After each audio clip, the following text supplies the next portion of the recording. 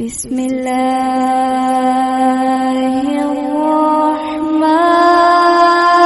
الرحيم.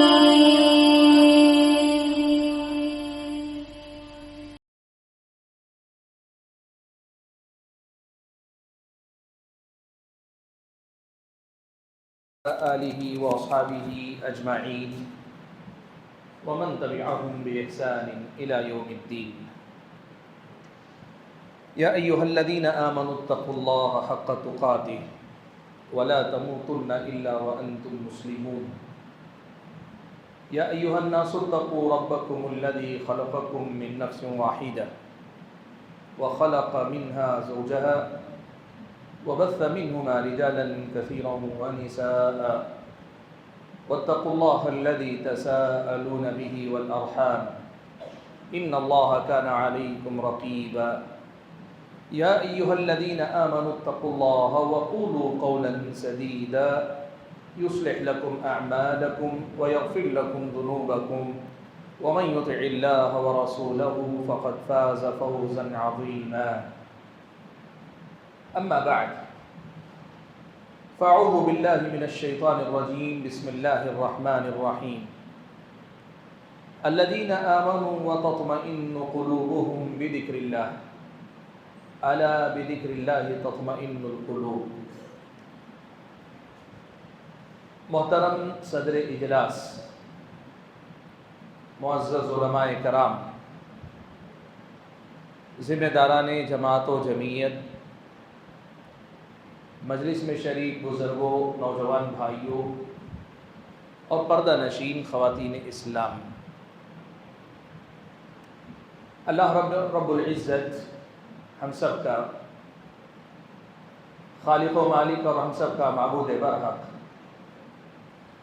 ہمارے اور آپ کے بے انتہا شکر اور ہماری اور آپ کے عجز و انکسار کے اظہار کا یقیناً مستحق ہے کہ جس نے آج اس کے اپنے اس گھر میں مجھ کو اور آپ کو ایک انتہائی اہم عنوان سے متعلق گفتگو سننے سنانے، قرآن و سنت کی تعلیمات کی روشنی میں ہماری اپنی زندگیوں کی ایک بڑی اہم ضرورت کو سمجھنے اور علم اور ایمان کی کچھ ایسی باتیں جن سے ہماری اور آپ کی عملی زندگی میں ترقی ہو، ایسی باتیں سیکھنے سکھانے کے لیے اکٹھا فرمایا ہے۔ ہمارے یہ جو پروگرام، خاص طور پر مسجدوں میں جو پروگرام ہوتے ہیں، یہ جو شام کے اوقات میں عموماً جمعیت کی نگرانی میں پروگرام ہوتے ہیں، ان کا بنیادی مقصد ہوتا ہے ہماری اور آپ کی تربیت، ہمارے اور آپ کے عمل کی اصلاح، ہماری اور آپ کی جو بندگی ہے اللہ تعالیٰ کے لیے اس میں ترقی اور اضافہ، ہمارا اور آپ کا محاسبہ، ہماری اور آپ کے ایمان اور عمل کا ایک طرح سے جائزہ لینا کہ ہم کہاں پیچھے رہ رہے ہیں، کیوں پیچھے رہ رہے ہیں، کمی اگر ہے تو کہاں ہے اور یہ کمی ہم کیسے پورا کرتے ہیں، یہی مقصد ہوتا ہے۔ اور اسی مقصد کو پیش نظر رکھتے ہوئے آج کی اس مجلس کے لیے جس عنوان کا میں نے آپ کے سامنے انتخاب کیا، وہ عنوان آپ نے سنا اور دیکھا بھی، زندگی کا حقیقی سکون۔ بھائیو، اس دنیا میں انسان کی ضرورتیں بہت ساری ہیں، بغیر کھائے پیے انسان زندہ نہیں رہتا، بھوک اور پیاس آدمی کی جان لے لیتی، انسان کو روٹی، کپڑا، مکان چاہیے، دنیا ان کو بنیادی ضرورت کہتی، سر پہ چھت چاہیے جو مختلف موسموں میں اسے پناہ دے سکے، لباس پہ تن پہ لباس چاہیے، جسم پہ کپڑا چاہیے جو اس کی شرم و حیا کا پاس و لحاظ رکھے، ساتھ میں اسے زیب و زینت بھی عطا کر سکے۔ آدمی کو پانی چاہیے، نوالا چاہیے، ہوا چاہیے، یہ ساری چیزیں چاہیے۔ اور آپ ایک بات دیکھیے کہ انسان عام طور پر انہی چیزوں کے حصول کے لیے محنت کرتا ہے، کوشش کرتا ہے۔ آپ اپنے میں سے ہر ایک آدمی اپنے آپ سے پوچھے، صبح اٹھ کر وہ کہیں نکلتا ہے، کوئی نوکری کے لیے جا رہا ہے، کوئی اپنی دکان کی طرف جا رہا ہے، کوئی اپنا بزنس دیکھنے کے لیے جا رہا ہے۔ آپ اگر پوچھ کر دیکھیے، اپنے آپ سے پوچھیے آپ کہاں جا رہے ہیں، کیوں جا رہے ہیں؟ ظاہر سی بات ہے آپ کے اپنے دل کا ایک جواب ہوگا کہ میں چاہتا ہوں کہ روزی روٹی کماؤں، اور روزی روٹی کما کر میں خود اپنی ضرورتوں کو پورا کروں، خود کفیل ہو جاؤں، لوگوں کے سامنے محتاج نہ بنوں، ہاتھ پھیلانے کی ضرورت نہ پڑے، اور ساتھ میں میرے اپنے جو متعلقین ہیں، میرے اپنے جو ماتحت ہیں، ان لوگوں کی ضرورتوں کو بھی میں پورا کرنا چاہتا ہوں۔ یہ جواب ہر آدمی کے پاس، الفاظ یہ نہیں ہوں گے لیکن یہی جواب سب کے پاس ہوگا۔ میں پہلی بات آج آپ کو یہی بتا دیتا ہوں کہ اگر یہ جو محنت آپ اور ہم صبح سے شام تک کرتے ہیں، دوڑ دھوپ کرتے ہیں، لوگ عام طور پر اسے یہ کہہ دیتے ہیں کہ یہ دنیا داری ہے، دین کے لیے بھی کچھ کرو۔ عام طور پہ آپ یہ سنتے ہیں نا، یہ دنیا داری ہے، دین کے لیے بھی کچھ کرو۔ اسلامی شریعت کہتی ہے کہ نہیں، یہ تمہاری دنیا داری بھی تمہاری دینداری کا حصہ ہے، تمہارا یہ دنیا کمانا بھی اسلامی شریعت کی نظر میں تمہارے لیے باعث ثواب ہے۔ حضرت کعب بن عجرہ رضی اللہ تعالیٰ عنہ روایت فرماتے ہیں کہ نبی علیہ الصلوۃ والسلام کے ساتھ ہم صحابہ پورے کے پورے مل کر بیٹھے ہوئے تھے، اللہ کے نبی کی مجلس میں بیٹھے ہوئے تھے۔ ہم نے دیکھا کہ ایک بڑا ہی صحت مند نوجوان، اچھی جسامت کا، اچھے قد کاٹھی والا نوجوان گزر رہا ہے۔ اب ظاہر بات ہے اچھی پرسنالٹی کے آدمی کو دیکھتے ہیں تو لوگوں کو یاد آتا ہے کہ بھائی یہ آدمی میدان جنگ کا آدمی ہے۔ صحابہ نے آپس میں گفتگو کی، کیا ہی اچھا ہوتا کہ یہ آدمی فی سبیل اللہ نکلا ہوتا، یعنی جہاد کے لیے نکلا ہوتا، اللہ کے راہ میں لڑنے کے لیے نکلا ہوتا۔ اللہ کے نبی نے صحابہ کی یہ بات سنی تو اللہ کے نبی نے صحابہ سے خطاب کرتے ہوئے فرمایا کہ اگر یہ آدمی اپنے گھر سے اس لیے نکلا ہے کہ وہ بازار جا کر کچھ کمائیں، محنت کر کے روزی روٹی کمائیں، جس سے خود بھی لوگوں کے سامنے ہاتھ پھیلانے سے بچ جائے اور اپنے والدین کو بھی کھلائے، یعنی خود کھا کر اپنے متعلقین جن کی ذمہ داری اس پر آتی ہے ان کو کھلا پلا سکے، اس کا یہ بازار کی طرف نکلنا بھی اللہ تعالیٰ کی راہ میں نکلنا ہے۔ تو اسلامی شریعت کی نظر میں آپ اور ہم یہ جو بازار جاتے ہیں، محنت کرتے، روزی روٹی کماتے ہیں، یہ یقیناً مطلوب ہے بلکہ کار ثواب ہے اسلامی شریعت کی نظر میں۔ آدمی کی نیت یہ ہو کہ اللہ تعالیٰ کے دیے ہوئے رزق کو کماؤں گا، کھاؤں گا، اس سے خود بے نیاز ہو کر اپنے گھر والوں کی ضرورتوں کو پورا کروں گا، تو اسلامی شریعت کہتی ہے کہ تمہارا اپنی دنیا کے پیچھے اس مقصد سے جانا، یہ دنیا کے پیچھے جانا نہیں، اپنی دنیا کے راستے بھی اپنا دین کمانا ہے، اپنی دنیا کے راستے بھی اللہ کا تقرب حاصل کرنا ہے۔ یہ بنیادی بات اسلامی شریعت کی آپ یاد رکھیے۔ تصوف کے جو غلط اثرات ہمارے سماج پر پڑے نا، یہ بیعتوں اور سلسلوں والوں کے جو اثرات ہمارے سماج پہ پڑے نا، تو صوفیہ کے پاس ایک درجہ یہ بھی ہے کہ آدمی دنیا سے اتنا لا تعلق ہو جائے کہ دنیا کچھ نہ کمائے، پھر جینا کیسے؟ کہا وہ آدمی کشکول لے کے بھیک مانگ کر زندگی گزارے۔ آج بھی آپ یہ جمعرات کے دن، جمعہ کے دن آپ نے دیکھے فقیر بھی دو قسم کے آتے ہیں آپ کے سامنے۔ ایک وہ فقیر جو بھوکا ہے، ننگا ہے، آتا ہے مانگ کر جاتا ہے، ضرورت کے لیے مانگ کر جاتا ہے، اور دوسرے قسم کے مانگنے والے وہ ہیں جو آپ کے گھر پہ ڈھول بجاتے ہوئے آتے ہیں، کشکول لے کر آتے ہیں، جھولا لٹکائے ہوئے آتے ہیں، کسی پیر کسی بابا کا نام لے کر آتے ہیں۔ یہ تصوف کی دین ہے کہ بھیک مانگنے کو بھی انہوں نے عبادت کا ایک درجہ قرار دے دیا، اور اسی کے نتیجے میں یہ سوچ ہمارے سماج میں آئی کہ بہت سارے لوگ یہ مانتے ہیں کہ دنیا کے اندر کمانا، دنیا جو ہے یہ لعنت ہے۔ نہیں اللہ کے بندو، جائز درجے میں رہ کر، اپنی ضرورتوں کے دائرے میں رہ کر، اپنے لیے، اپنے بال بچوں کے لیے محنت کرنا، روزی روٹی کمانا، اسلامی شریعت کی نظر میں یہ عین کار عبادت ہے۔ یہ روزی روٹی کھانا، یہ کمانا اسلامی شریعت کی نظر میں عبادت کا درجہ ہے۔ وہ بھیک مانگنا اسلامی شریعت کے نظر میں اصل حکم یہی ہے کہ حرام ہے، اللہ ان کے کوئی اتنا مجبور ہو جائے، مانگے بنا کوئی چارہ نہ ہو تو وقتی طور پر ضرورت کا ہے تو اگر کوئی مانگتا ہے اس کے لیے مانگنا جائز ہے۔ یہ بات میں نے کیوں آپ کے سامنے بیان کی؟ میں جس نقطے تک آپ کو لے کر جانا چاہتا ہوں وہاں تک پہنچنے سے پہلے یہ بنیادی مسئلہ آپ کے سامنے صاف رہے کہ اللہ نے ہمیں اس دنیا میں بھیجا ہے، اس دنیا کو برتتے ہوئے آخرت کمانے کے لیے بھیجا، اس دنیا میں جیتے ہوئے آخرت کے لیے جینے کے لیے اللہ تعالیٰ نے بھیجا ہے۔ اس دنیا میں زندگی گزارتے ہوئے یہاں کے ساز و سامان، یہاں کی نعمتیں، یہاں کی ضرورتیں، یہ سب ہمیں اپنی اپنی ضرورت کے مطابق اپناتے ہوئے اپنی آخرت کو ترجیح دیتے ہوئے زندگی گزارنے کے لیے اللہ تعالیٰ نے بھیجا ہے۔ یہ پہلی بات ہے جسے آپ کو اور مجھ کو اچھی طریقے سے سمجھ لینا چاہیے۔ دنیا چھوڑ کر آخرت کمانے کے بجائے دنیا کو برتتے ہوئے، دنیا میں رہتے ہوئے آخرت کمانا، یہ اسلامی شریعت کا سکھایا ہوا سیدھا سیدھا ادب ہے جسے ہم اور آپ کو سمجھنا چاہیے۔ لیکن ایک بڑی بات یاد رکھیے گا، اکثر ایسا ہوتا ہے کہ ہم دنیا کماتے کماتے دنیا کی ان نعمتوں میں یا دنیا کی ظاہری چیزوں ہی میں اپنی زندگی کا سکون تلاش کرنے لگ جاتے ہیں۔ ہم دنیا کماتے ہیں، دنیا کماتے کماتے ہم دنیا ہی میں اپنی زندگی کا سکون تلاش کرنے لگ جاتے ہیں۔ مثال کے طور پر دیکھیے، آدمی چاہے کہیں سے کمائے، نوکری کر کے کمائے، پرائیویٹ نوکری، گورنمنٹ کی نوکری کرے، یا آدمی دکانداری کرے، چھوٹا یا بڑا کاروبار کرے، کوئی بہت بڑا بزنس چلائے، کمپنی کھولے، سب ابتدا میں آدمی کی صورت یہ ہوتی ہے کہ میں بھوکا نہیں مرنا چاہتا، اپنی ضرورتیں پوری کرنا چاہتا ہوں۔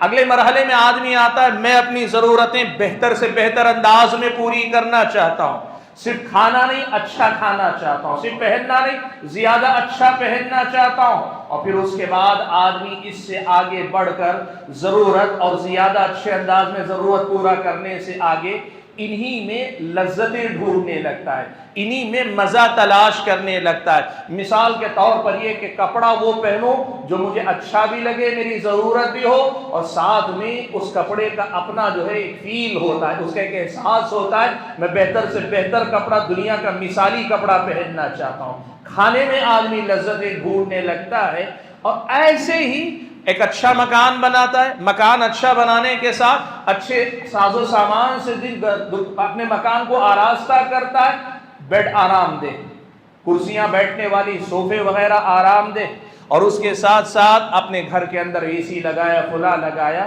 ایک کام ہو رہا ہے کہ انسان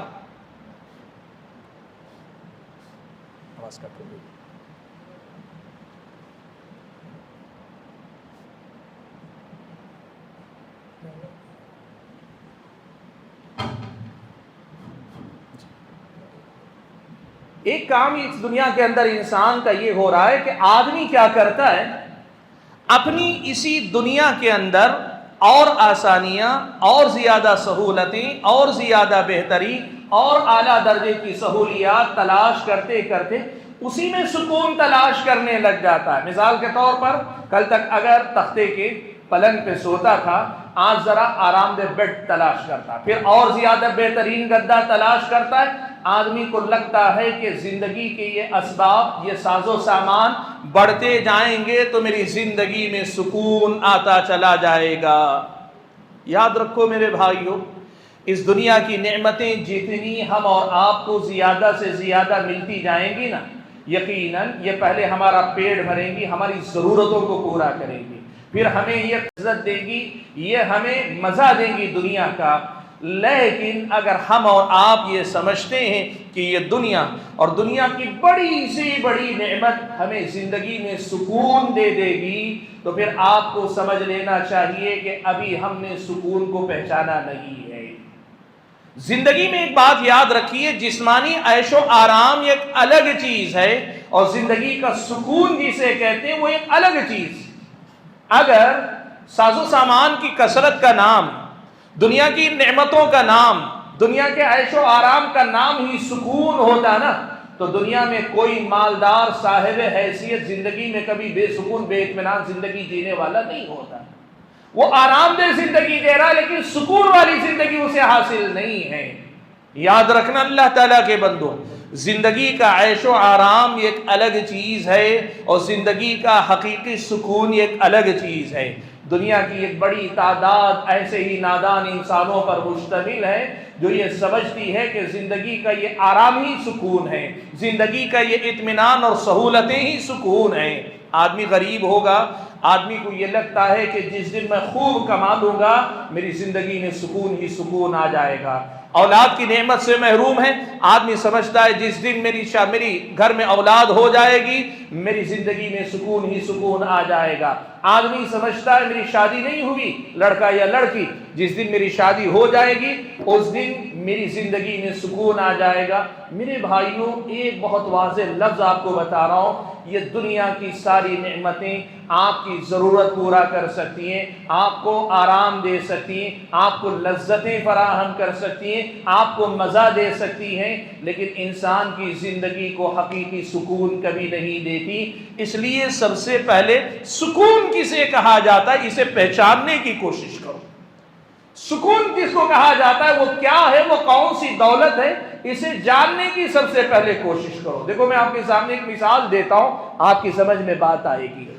آپ نے اس ملک میں دیکھا ہوگا، ہمارے اپنے ملک میں مسلمانوں کے اندر اگر آپ دیکھنا چاہیں، یہ آستانے، یہ مزارات، یہ مقامات، یہ پیر فقیر کی جو ہے دہلیزیں، یہاں بھی آپ دیکھیں گے، اور غیر مسلموں میں اگر دیکھنا چاہیں یہ بابا، یہ سنت اور ان کے اپنے آشرم، ان کے اپنے ٹھکانے، مقامات، ان سب جگہ پہ آپ نے، اور زیادہ تر غیر مسلموں میں آپ دیکھتے ہیں انگریزوں کی ایک بڑی تعداد آتی ہے اور آ کر یہاں ان کی طرح چولا پہن لیتے ہیں، انہی کی طرح مالا پہن لیتے ہیں، انہی کی طرح منتروں کا جاپ کرنے لگتے ہیں، اپنے ساتھ آشرم میں رہ جاتے، کوئی 6 مہینے سے پڑا ہوا ہے، کوئی کئی سال سے پڑا ہوا ہے۔ آپ اگر ان کی زندگی میں جا کر پوچھیں نا، اور آپ کو کبھی کبھار یہ سب تجربے کرنے چاہیے، آپ اگر ایسے کسی انگریز کو دیکھیں، ان کی اپنی زندگی کے بارے میں معلوم کریں نا، وہ جس ملک سے آتے ہیں، کبھی یورپ کے مختلف ممالک سے آتے ہیں، کبھی برطانیہ سے آتے ہیں، کبھی امریکہ سے آتے ہیں، دنیا کے مختلف مقامات سے یہ آنے والے جو لوگ ہیں، ان کو اگر آپ دیکھیں کہ وہ اپنے ملک میں بہت اچھی زندگی گزار رہے ہوتے ہیں، ظاہری اعتبار سے ان کے پاس دنیا کے سارے اسباب موجود ہیں، اچھا مکان ہے، مکان کے اندر اچھی سہولتیں ہیں، اور مکان کے اندر کی اچھی سہولتوں کے ساتھ ساتھ ان کے پاس حکومتوں کی طرف سے جو سہولتیں فراہم کی جاتی ہیں، پاک صاف سڑکیں، پرسکون معاشرہ، ہمارے اپنے ملک سے زیادہ بسا اوقات بعض معاملات میں وہاں بہتر سہولتیں ہیں، ان کے پاس ذریعہ آمدنی، پیسہ ہے، سب کچھ ہے، لیکن یہ سب کچھ ہوتے ہوئے آخر ایسی کون سی بات ہے جو انہیں وہاں سے سب کچھ اپنا چھوڑ چھاڑ کر آنے اور یہاں باباؤں اور سنتوں اور پھر ان کے اپنے مختلف مذہبی رہنماؤں کے قدموں میں بیٹھ کر لمبی زندگی گزارنے پہ مجبور کر رہی ہے؟ بھائیوں، مسئلہ یہ ہے کہ جن لوگوں کے پاس دنیا نہیں ہوتی ان کو لگتا ہے دنیا ہی سکون دیتی، جس کو دنیا مل گئی اسے سکون مل گیا، لیکن جسے دنیا مل جاتی ہے اسے یہ معلوم ہوتا ہے کہ جسے دنیا مل جاتی ہے اسے سکون نہیں ملتا۔ سکون جسے کہتے ہیں وہ دنیا کی ان آسائش اور اسباب سے بہت آگے کی کوئی اور چیز ہے، کوئی الگ چیز ہے جو ان سب میں نہیں ہے۔ آپ کو معلوم ہے اس دنیا کے لوگ ہر چیز کو، مغربی دنیا خاص طور پر، یہاں تو ہمارے ملک میں پھر بھی پابندیاں ہیں، مغربی دنیا میں آزادی ہے، شراب، شباب، کباب، دنیا کی ہر لذت، کسی پہ پابندی نہیں۔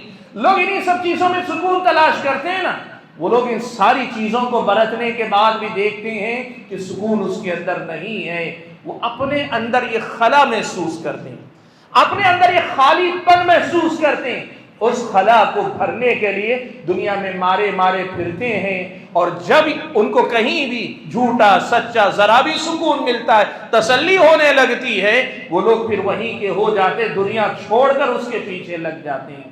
کیوں معلوم ہے میرے بھائیوں؟ یاد رکھنا، سکون کا تعلق انسان کے ظاہر اور انسان کے جسم سے نہیں ہے یا کم ہے، اصل سکون کا تعلق انسان کے باطن سے ہے، انسان کے اندرون سے ہے، انسان کی روح سے ہے، انسان کے اندر کی دنیا سے ہے۔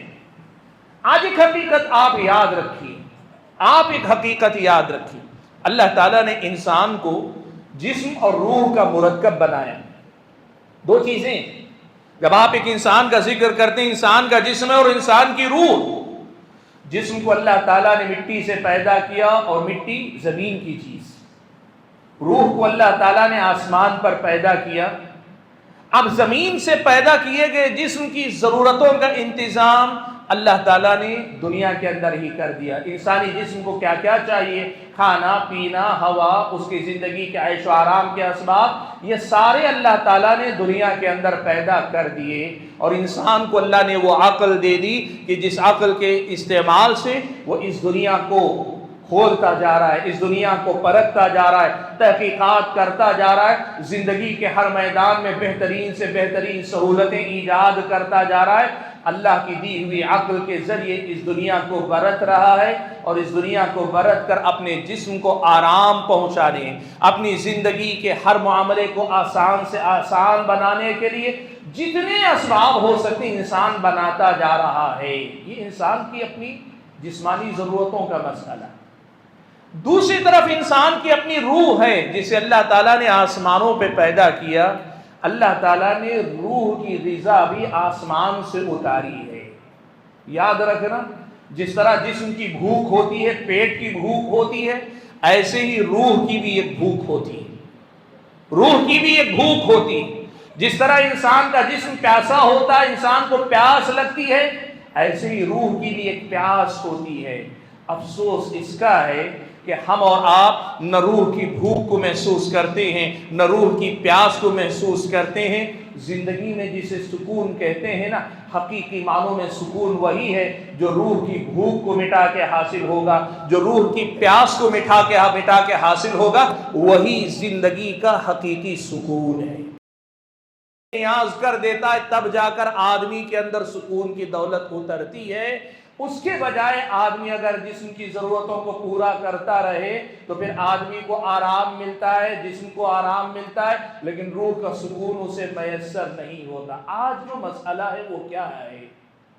ہمیں کی ایک بڑی تعداد یہ نہیں سمجھ پاتی کہ گھر میں سب کچھ ٹھیک ٹھاک چل رہا ہے، لیکن میرے اندر کی بے چینی کیوں ہے؟ اسے نہیں پتا کہ میرے اندر کا نفس، میرے اندر کی روح، میرا باطن بھوکا ہے۔ اس کا ادراک بہت سارے لوگوں کو نہیں۔ سکون کہتے کسے ہیں؟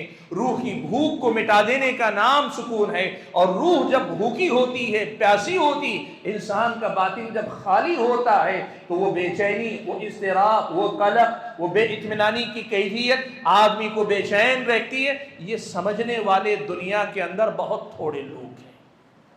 آپ ایک حقیقت سمجھو اللہ کے بندو، ہم اور آپ جتنے بھی مسلمان ہیں نا، ہم وہ خوش قسمت لوگ ہیں جن کو اللہ تبارک و تعالیٰ نے یہ معرفت، یہ سمجھ عطا فرمائی، جن کو اللہ تعالیٰ نے اپنے نبی کی زبانی وہ دین عطا کیا جو دین ہم اور آپ کو یہ بتاتا ہے کہ جسم کی ضرورتیں بھی پوری کرنی ہے، کہ دنیا میں جینا ہے، روح کی ضرورتیں بھی پوری کرنا ہے کہ انسان کی روح بھی بھوکی اور پیاسی ہوتی ہے۔ انسان کو حقیقی سکون تو آخرت میں ملے گا، لیکن آخرت سے پہلے اس دنیا میں سکون تلاش کرنے کا طریقہ یہ ہے کہ دنیا کی ظاہری ضرورتوں کو پورا کرنے کے ساتھ اپنے نفس کی حقیقی بھوک کو مٹانے کی کوشش کرو۔ یہ علم، یہ معرفت، یہ حکمت، یہ واقفیت، یہ جانکاری اللہ نے ہم مسلمانوں کو عطا کی۔ اس کے مقابلے میں یہ دنیا دار جتنے ہیں نا، سائنس میں آگے بڑھ گئے، ٹیکنالوجی میں آگے بڑھ گئے، ہمارے اپنے ملک کے لوگ ہوں یا ہمارے اپنے ملک سے باہر کے لوگ ہوں، یقین مانو ہم سے زیادہ بہتر اس معنی میں ہوں گے کہ وہ دنیا کو ہم سے زیادہ سمجھ رہے ہیں، ہم سے زیادہ بہتر انداز میں برت رہے ہیں، ہم سے زیادہ دنیا میں ترقی کر رہے ہیں، نئی نئی ایجادات لا رہے ہیں، سب کچھ کر رہے ہیں۔ لیکن ایک فرق آپ میں اور ہم میں اور ان کے درمیان ہے، وہ کیا ہے؟ آپ کو اور ہم کو سکون کسے کہتے ہیں یہ پتا ہے، اور سکون کہاں سے ملتا ہے یہ ہم کو پتا ہے، ان لوگوں کو پتا نہیں ہے۔ چاہیے تو یہ تھا، ہونا تو یہ چاہیے تھا، ہم ساری دنیا کو یہ پیغام دیتے کہ دنیا والوں آؤ، تم نے جو ایجادات کی ہیں ان سے ہم فائدہ اٹھا رہے ہیں، تمہاری ایجادات سے ہماری دنیا بہتر ہوئی، ہماری دنیا میں جینے کا طریقہ اچھا ہوا، لائف اسٹائل میں چینجز آئے، ہمارے پاس بہت ساری سہولتیں ہوئی، تم نے ہم پہ احسان کیا، ہم تمہارے احسان کو مانتے ہیں۔ لیکن آؤ، ایک چیز ایسی بھی ہے جو ہمارے پاس ہے تمہارے پاس نہیں، ایک ایسی بھی دولت ہے جسے اللہ نے ہمیں عطا کیا، تمہیں نہیں عطا کیا۔ آؤ دنیا والو، ہم تمہیں یہ دولت دیں گے۔ سکون کہتے کسے ہیں؟ ملتا کہاں ہے؟ کیسے ملتا ہے؟ یہ ہم تمہیں دیں گے۔ دنیا والوں کو ہمیں یہ سبق پڑھانا تھا کہ آؤ تم بھی پاس آؤ، روشنی میں نہلا دیں۔ आओ तुम भी पास आओ, रोशनी में नहला दे, जिसको छू लिया हमने आईना बना डाला। आओ अल्लाह के बंदो, दुनिया वाले आओ, हम तुम्हें सुकून क्या है बताएंगे। लेकिन यहां अफसोस इसका है, हम सुकून के जानने वाले, सुकून का रास्ता हमें बताया गया, खुद हम न सुकून की जिंदगी जी रहे, न दुनिया वालों को सुकून की जिंदगी जीने का रास्ता बताने में कामयाब है। उल्टा हमारा मसला ये है, दुनिया वालों की तरह हम भी दुनिया वालों के पीछे चल रहे हैं और दुनिया के ऐशो आराम में सुकून तलाश करना चाहते हैं। दुनिया होश में रहकर सुकून पाना चाहती, जब होश में सुकून नहीं मिलता, मदहोश होकर वो सुकून तलाश करना चाहती। कभी शराब में डूबकर, कभी शबाब में डूबकर, कभी दुनिया की लज्जतों में, कबाब में डूबकर, इसमें मदमस्त होकर वो सुकून तलाश करना चाहती है। अफसोस इसका है कि हम भी जिनके पास सुकून की पहचान है, दुनिया वालों के पीछे चलकर हम भी वही सुकून तलाश कर। नहीं मिलेगा अल्लाह के बंदो। ज्यादा से ज्यादा आपके जिस्म को वक्ती सुकून मिल सकता है, ज्यादा से ज्यादा वक्ती आराम मिल सकता है, ज्यादा से ज्यादा आपकी तसल्ली का कोई सामान मिल सकता है, कोई लज्जत, कोई मजा आपको मिल सकता है। रूह का हकीकी सुकून दुनिया को कभी नहीं मिलेगा जब तक कि वो अपनी रूहानी ग़िज़ा को हासिल नहीं करेंगे। सुनो, यही बात अल्लाह ताला ने कुरान मजीद की इस आयत के अंदर इरशाद फरमाई। अल्लाह ने फरमाया, अल्लज़ीना आमनू व तत्मइन्नु क़ुलूबुहुम बिज़िक्रिल्लाह अला बिज़िक्रिल्लाहि तत्मइन्नुल क़ुलूब। अल्लज़ीना आमनू, जो लोग ईमान लाए, व तत्मइन्नु क़ुलूबुहुम बिज़िक्रिल्लाह, उनके दिलों को अल्लाह के जिक्र से सुकून मिलता है। ये अल्लाह का जिक्र रूह की ग़िज़ा है। ये अल्लाह का जिक्र इंसान के बातिन को भरने वाली दौलत है। ये अल्लाह का जिक्र इंसान को अंदर से आबाद कर देने वाली दौलत है। अल्लाह ने फरमाया, अला, लोगों सुनो, दुनिया वालों सुनो, बिज़िक्रिल्लाहि तत्मइन्नुल क़ुलूब, अल्लाह के जिक्र ही से दिलों को सुकून नसीब होता है। अल्लाह के जिक्र ही से सुकून नसीब होता है। अल्लाह ताला ने कुरान मजीद की इस आयत में बयान फरमाया। और यही बात प्यारे नबी सल्लल्लाहु अलैहि वसल्लम ने भी अपनी हदीस मुबारक में इरशाद फरमाई। आप सल्लल्लाहु अलैहि वसल्लम ने फरमाया, मसलुल लज़ी यज़कुरु रब्बह वल्लज़ी ला यज़कुरु रब्बह कमसलिल हय्य वल मय्यित। अल्लाह के नबी ने फरमाया, एक वो बंदा जो अल्लाह का जिक्र करता है और दूसरा वो बंदा जो अपने रब का जिक्र नहीं करता, इन दोनों की मिसाल जिंदा और मुर्दे की है। जिक्र करने वाला जिंदा है, जिक्र नहीं करने वाला मुर्दा है। जिक्र करने वाले को जिक्र अंदर से जिंदा रखता है और जिक्र से गाफिल रहने वाले को उसकी जिक्र से ये गफलत अंदर से मुर्दा कर देती है। वो चलता है, फिरता है, उठता है, बैठता है, लेकिन उसकी रूह बेचैन है, रूह भूखी है, रूह तड़प रही है।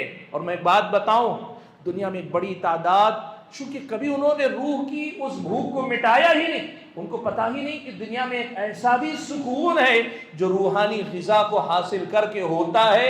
यही बात अल्लाह के नबी बता रहे हैं कि जिंदगी, हकीकी जिंदगी, भरपूर जिंदगी, कामिल जिंदगी ये है कि इंसान के जिस्म के साथ इंसान की रूह भी जिंदा रहे। और रूह की जिंदगी का कमाल ये है कि वो अल्लाह ताला के जिक्र से आबाद रहे। सुभान अल्लाह। अल्लामा इब्न क़य्यिम रहमतुल्लाहि अलैहि, अल्लामा इब्न क़य्यिम रहमतुल्लाहि अलैहि एक मिसाल के ज़रिए इस रूहानी सुकून और इंसानी ज़िंदगी में सुकून की अहमियत को बयान करते हुए कहते हैं कि वो बंदा जो अल्लाह ताला के ज़िक्र का आदी हो जाए, यानी जिसे अल्लाह ताला का ज़िक्र करने की आदत है, वो बंदा जो अल्लाह ताला के ज़िक्र की आदत डाल ले, अगर वो ज़िक्र से कट जाता है, किसी वजह से वो ज़िक्र नहीं करता, इब्न क़य्यिम ने लिखा है उसकी मिसाल उस मछली जैसी होती है जिस मछली को पानी से निकाल के बाहर डाल दिया गया। पानी से अगर आप निकाल कर मछली को बाहर डाल दें तो क्या होता है, मछली तड़पती रहती है। कब तक? जब तक दोबारा आप उसे पानी में नहीं डाल देते तब तक वो तड़पती रहती है या तड़प तड़प कर मर जाती है। इब्न क़य्यिम ने लिखा है जो बंदा अल्लाह ताला के ज़िक्र का आदी होता है, अगर वो अल्लाह का ज़िक्र नहीं करता तो उसकी भी ऐसी ही तड़प होती है जैसे वो मछली तड़पती है। अब अगर वो अल्लाह ताला के ज़िक्र की तरफ पलट आए तो फिर से उसे वो सुकून मिलता है, और अगर नहीं मिलती तो तड़पते तड़पते उसकी रूहानी मौत हो जाती। अल्लाह के बंदों, सबसे बड़ी बात जो आज की इस मजलिस से आपको सीख कर जानी चाहिए वो क्या मालूम है? जिंदगी में सुकून किसको कहते हैं? जिंदगी में सुकून किसे कहते हैं? हकीकी सुकून है क्या, ये आज आपको समझ कर जाना चाहिए। और दूसरी बात ये समझ कर जाना चाहिए, ये मारिफत, इस हकीकत का इदराक, इस हकीकत की पहचान, ये अल्लाह ने ईमान वालों को अता की है, दुनिया वालों को नहीं। दुनिया वालों को देखकर आप सुकून का रास्ता नहीं तलाश कर सकते। आपको दुनिया वालों को बताना है कि सुकून कहाँ मिलता है, सुकून की दौलत कहाँ मिलती है, किस दुकान में, किस बाजार में ये मिलती है, ये आपको बताना चाहिए। आप देखो इंसान कहाँ कहाँ नहीं चला जाता। गर्मी का मौसम आता है, सर्दी के मुकामात पे आदमी चला जाता है, और सर्दियों के दिन आते हैं, समंदर के साहिलों पे जाके घंटों लेटा रहता, धूप सेक रहा है। आदमी को बारिशों का मौसम आता है, आदमी के आराम तलाश करने के नए रास्ते हैं।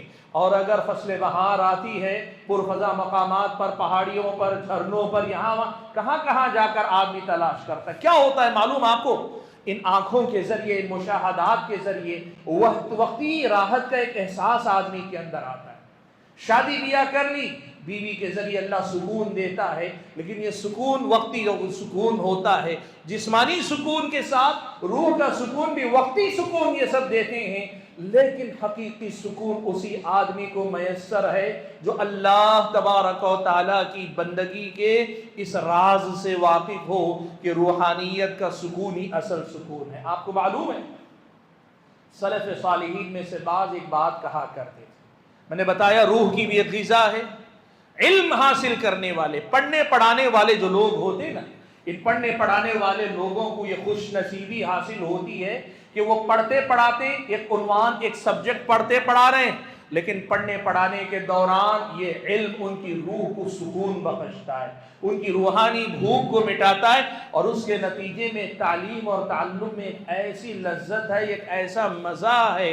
सलफ़ सालिहीन में से बाज़ ने कहा कि लौ अलिमतिल मुलूक, अगर बादशाहों को पता चल जाए कि हम कैसी जन्नत में जी रहे हैं, हमारी ज़िंदगी में कैसा सुकून है, तो जैसे एक दूसरे की सल्तनत पे कब्जा करने के लिए हथियार लेकर हमला करते हैं ना, ये बादशाह अपनी दुनिया छोड़कर हमारी दुनिया पर भी हमला करने की कोशिश करेंगे। यकीन करो अल्लाह के बंदो, रूह का जो सुकून है ना, इससे बड़ी दुनिया के अंदर कोई दौलत है नहीं। और ये अगर आपको पूछना है तो किसको पूछना है पता है? उन मालदारों से, सरमायादारों से, ओहदे और मनसब वालों से, दुनिया में जिनको साहिब हैसियत कहा जाता है, वो जो अपने शबिस्तानों में आरामदेह बिस्तरों पे करवटें बदल रहे हैं, नींद की गोलियां खा रहे हैं, लेकिन उनकी ज़िंदगी में फिर भी सुकून नहीं। उनसे पूछो कि सुकून कितनी बड़ी दौलत है, सुकून कितनी बड़ी दौलत है, जरा उनसे पूछ कर देखो। सारी दुनिया उनके पास है, लेकिन ये दुनिया उनके लिए कोई माना नहीं रखती, इसलिए कि वो अंदर का खालीपन उनको खाए जा रहा है, वो सुकून की तलाश में। हाज़िन गिरामी कदर, आज की इस मुलाकात में पहली जो बुनियादी बात आपके सामने मुझे जिक्र करनी थी, जिंदगी का हकीकी सुकून क्या है, इसको आप पहचानो और इसे अपने नफ्स को देने की कोशिश करो। आज अल्लाह के फज़ल व करम से आपने कुछ बातें सुनी, तो आपके सामने ये बात वाज़ेह हुई कि ज़िंदगी का हकीकी सुकून क्या है और कैसे मिलता है। अब इस सुकून को पाने के लिए आपको करना क्या पड़ेगा? सादा अल्फाज में अपने आप को अल्लाह तबारक व तआला से जोड़ लो, अल्लाह ताला से सबसे कट कर जुड़ो, और अल्लाह ताला से जुड़ने के बाद इस ताल्लुक़ को दिन ब दिन मजबूत से मजबूत तर करने की कोशिश करो। सबसे पहले अल्लाह ताला से जुड़ना, और जुड़ना भी कैसे? सबसे कट के जुड़ना, हनीफ हो के जुड़ना, हुनफा बनना, यानी सबसे रुख फेर कर अपने आप को अल्लाह ताला से जोड़ लेना। सबसे कटो, ये दुनिया और दुनिया के ये सहारे, ये दुनिया के असबाब, ये ज़रूरत है, ज़रूरत बाद ताल्लुकात रखो, लेकिन वो जो रूहानी रिश्ता है ना, वो रिश्ता अल्लाह ताला से जोड़ना पड़ेगा। इन्ना इब्राहीम कान उम्मतन कानितन लिल्लाहि हनीफा, हज़रत इब्राहीम अलैहिस्सलातु वस्सलाम की सीरत का ये सबक है कि आप हनीफ बन जाओ, सब तरफ से रुख फेर कर अल्लाह ताला के हो जाओ, और सबसे कट जाओ, अपनी जिंदगियों से शिर्क को निकाल बाहर करो। देखो अल्लाह के बंदो, दो बड़ी अहम बातें। एक वो आदमी जो अल्लाह ताला से जुड़ना नहीं चाहता, दुनिया में मारा मारा फिरता रहेगा, लेकिन उसे ज़िंदगी में सुकून नहीं मिलेगा। और ऐसे इंसान की हालत उस यतीम से ज़्यादा काबिल रहम है जिस बच्चे के सर से माँ और बाप दोनों का साया उठ गया। कभी आप समाज में किसी यतीम बच्चे को देखते हैं, छोटा सा बच्चा, मासूम सा बच्चा या बच्ची जिसके सर से माँ बाप का साया उड़ गया है, आप देखें संगदिल से संगदिल इंसान के दिल में भी ये एहसास पैदा होता है ये कितना काबिल रहम है। आप अफसोस करते हैं, बेसाख्ता आपका हाथ उसके सर पे चला जाता है, आप दिल के कोने में कहीं उसके लिए तरस का एहसास महसूस करते। यकीन करो दुनिया के इस यतीम से बड़ा यतीम वो है जो अल्लाह ताला से जुड़ना नहीं चाहता। दुनिया में अल्लाह ताला से कटने से बड़ी यतीमी कोई नहीं। अल्लाह के बंदो, अल्लाह ताला से कते ताल्लुक अगर कर लिया, आपने दूर हो गए, आपसे ज्यादा काबिल रहम हालत में कोई इंसान नहीं है। उस यतीम बच्चे से 1000 गुना काबिल रहम हालत आपकी है। एक तो वो लोग हैं जो अल्लाह ताला से जुड़ना नहीं चाहते, पता नहीं दुनिया में कहाँ कहाँ मारे मारे फिरते हैं, मशरिक जा रहे हैं, मगरिब जा रहे हैं, इंसानों के पास जा रहे हैं, फलां जा रहे हैं, लेकिन एक अपने हकीकी रब से जुड़ना नहीं चाहते जिससे जुड़कर आपकी रूह सुकून से भर जाएगी, उससे जुड़ना नहीं चाहते। एक बात। और दूसरी तरफ वो लोग हैं जो अल्लाह ताला से जुड़ने का नाम तो लेते हैं लेकिन हकीकत में अल्लाह ताला से नहीं जुड़ते। बीच में कुछ वास्ते, कुछ वसीले, कोई पीर, कोई बाबा, कोई फ़कीर फलां को ले आते हैं। ऐसे लोग बज़ाहिर ये समझते हैं कि हमारा अल्लाह ताला से ताल्लुक़ है, लेकिन सच माने ताल्लुक़ बिल्लाह की हकीकी लज्जत और कैफियत से ये लोग महरूम होते हैं। क्यों महरूम होते हैं? इसलिए कि कभी आपने अपने आप को अल्लाह से बराह रास्त जोड़ा ही नहीं। आपने तो अपने आप को उनसे जोड़ा जिनके बारे में आपका दावा है कि वो अल्लाह ताला से जोड़ेंगे। नहीं, ये दोनों गलत हैं। एक वो जो अल्लाह ताला के बागी हैं, अल्लाह से जुड़ना नहीं चाहते हैं, और दूसरे वो जो अल्लाह से जुड़ने का नाम तो लेते हैं लेकिन अल्लाह से नहीं, गैरुल्लाह के वास्ते और वसीले से अल्लाह ताला से जुड़ना चाहते हैं। कुरान पढ़ो, अल्लाह ने कहा वइज़ा सअलका इबादी अन्नी फ़इन्नी क़रीब, मेरे बंदे जब आपसे मेरे बारे में पूछें तो मैं करीब हूँ। उजीबु दाअवतद्दाई इज़ा दआन, जब कोई पुकारने वाला मुझे पुकारता है मैं उसकी पुकार पे लब्बैक कहता हूँ, मैं उसका जवाब देता हूँ, उसकी दुआ कबूल करता हूँ। फल्यस्तजीबू ली, वो मुझी को पुकारें, वलयुमिनू बी, मुझी पर ईमान लाएं, लअल्लहुम यरशुदून, शायद कि वो कामयाब हो जाए। अपने आप को अल्लाह तबारक व तआला से जोड़ो। मैंने कहा अल्लाह से जोड़ो और सिर्फ अल्लाह ताला से जोड़ो अपने आप को। और तीसरी बात कहने जा रहा हूँ, उसको याद रखिए, अल्लाह ताला को, अपने आप को अल्लाह ताला से मुसलसल जोड़े रखो। ये 3 बातें, और तीनों का अपना अपना एक मफहूम। एक है अल्लाह से जुड़ना, यानी बगावत करके गफलत वाली जिंदगी मत जियो, यतीमी नहीं, इससे बड़ी दुनिया में यतीमी नहीं, अपने आप को ऐसे यतीम मत बनाओ। और दूसरा ये कि सिर्फ अल्लाह से अपने आप को जोड़ो, अल्लाह से ताल्लुक़ ऐसा कायम करो कि अल्लाह ताला से जुड़ने के बाद सबसे बेनियाज हो जाओ। अल्लाह से जुड़ने के बाद अपने आप को सबसे ताकतवर, सबसे बेनियाज, सबसे ज़्यादा सुकून की ज़िंदगी वाला अपने आप को बनाओ। ये एहसास अपने अंदर पैदा करो। और तीसरी बात मैंने कही, अल्लाह से अपने आप को मुसलसल जोड़े रखो। अल्लाह से कैसे मुसलसल जोड़े रखेंगे? उसका ज़रिया अल्लाह ताला का ज़िक्र है, अल्लाह तबारक व तआला का ज़िक्र है। और यही 3 बातें अल्लाह ने एक आयत में बता दी, अला बिज़िक्रिल्लाहि तत्मइन्नुल क़ुलूब, लोगों सुन लो कि अल्लाह के ज़िक्र ही से दिलों को इत्मीनान नसीब होता है। अपने आप को अल्लाह ताला के ज़िक्र से जोड़े रखो। भाइयों, अब हम आते हैं इस नुक्ते की तरफ। बगावत ना करके अल्लाह से जुड़ना भी हमने समझा, और शिर्क से, वास्ते वसीलों से कट कर अल्लाह से बराह रास्त जुड़ना भी हमने समझा। अब तीसरी बात है अल्लाह ताला के ज़िक्र के ज़रिए अपने आप को मुसलसल अल्लाह ताला से जोड़े रखना। इसका ज़रिया क्या है? देखो, कुरान और सुन्नत में ज़िक्र की क्या क्या शक्लें और सूरतें बताई गई हैं, इनको आप पहचानें। हर ज़िक्र अल्लाह ताला को हमें अल्लाह ताला से जोड़े रखेगा। और ज़िक्र में ये क़ुव्वत है, कुरान और सुन्नत दोनों में ये बात बयान की गई कि बंदा जब अल्लाह ताला को से अपने आप को जोड़े रखता है तो अल्लाह भी बंदे को अपने आप से जोड़े रखता है। फ़ज़कुरूनी अज़कुरकुम, तुम मेरा ज़िक्र करो मैं तुम्हें याद रखूँगा। تم میرا تذکرہ کیا کرو، میں تمہارا تذکرہ کیا کروں گا۔ نبی علیہ السلام نے فرمایا، حدیث قدسی میں اللہ نے فرمایا کہ بندہ جب مجھے یاد کرتا ہے تو میں اسے یاد رکھتا ہوں۔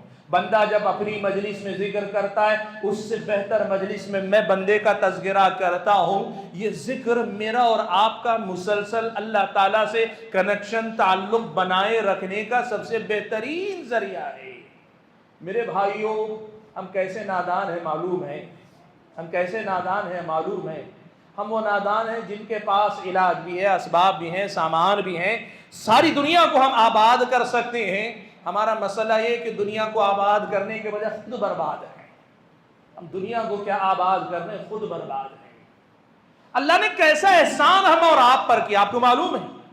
سلف صالحین میں سے بعض ایک بات کہا کرتے تھے، ما انعم اللہ علی العباد نعمتا اعظم من ان عرفهم لا الہ الا اللہ۔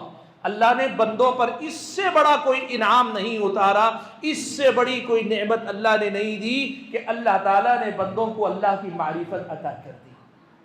اب اللہ کی معرفت، اللہ کے ذکر کا یہ مسئلہ ہمارے ہاتھ ہو اور ہم اللہ تعالیٰ سے تعلق کمزور رکھیں۔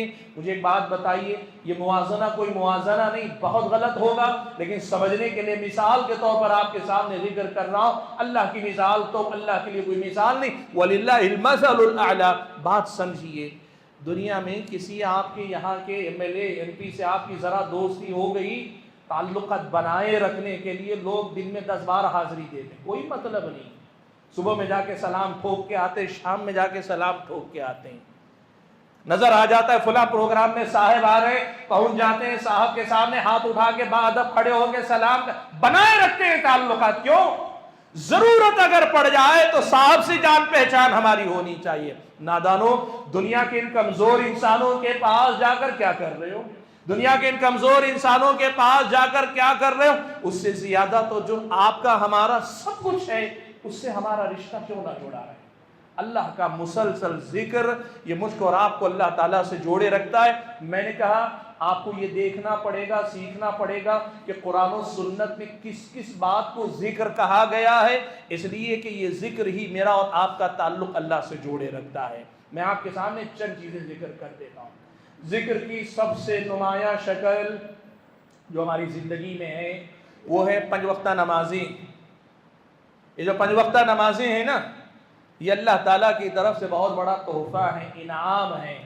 وَأَقِمِ الصَّلَاةَ لِذِكْرِي، اللہ نے فرمایا آپ نماز قائم کیجئے میرے ذکر کی خاطر۔ یہ نماز کیا ہے معلوم ہے؟ یہ میرا اور آپ کا اللہ سے رشتہ جوڑے رکھتی ہے۔ 5 وقتہ نمازیں، اور اللہ نے توفیق دی ہے 5 وقتہ نمازوں کے علاوہ جو سنن اور نوافل ہیں، جتنی زیادہ میری اور آپ کی زندگی میں ہوں گی اسی قدر زیادہ ہمارا ذکر سے رشتہ جڑا ہوا ہے۔ اور ذکر سے رشتہ اللہ سے رشتہ، ذکر سے تعلق اللہ سے تعلق، ذکر سے تعلق روحانی غذا سے تعلق، ذکر سے تعلق میرے اور آپ کی زندگی کے حقیقی سکون سے تعلق۔ آپ ایک بات سمجھو اللہ کے بندے، نماز کو اللہ نے ذکر قرار دیا ہے، قرآن کو اللہ تعالیٰ نے ذکر کہا، اِنَّا نَحْنُ نَزَّلْنَا الذِّكْرَ، قرآن ذکر ہے، قرآن کو پڑھنے پڑھانے کا اہتمام کرو۔ اذکار جو نمازوں کے اندر اور نمازوں سے پہلے، نمازوں کے بعد یہ ذکر ہیں، مختلف معمولات زندگی سے پہلے اور بعد میں جو دعائیں ہیں، یہ دعائیں اللہ تعالیٰ کا ذکر ہے۔ سونے سے پہلے، سو کر اٹھنے کے بعد، کھانے سے پہلے، کھانے کے بعد، قضاء حاجت کے لیے جانے سے پہلے، قضاء حاجت کے بعد، گھر میں داخل ہونے سے پہلے، گھر سے نکلنے سے پہلے، جو دعائیں اللہ نے، یہ سب یہ ذکر ہیں۔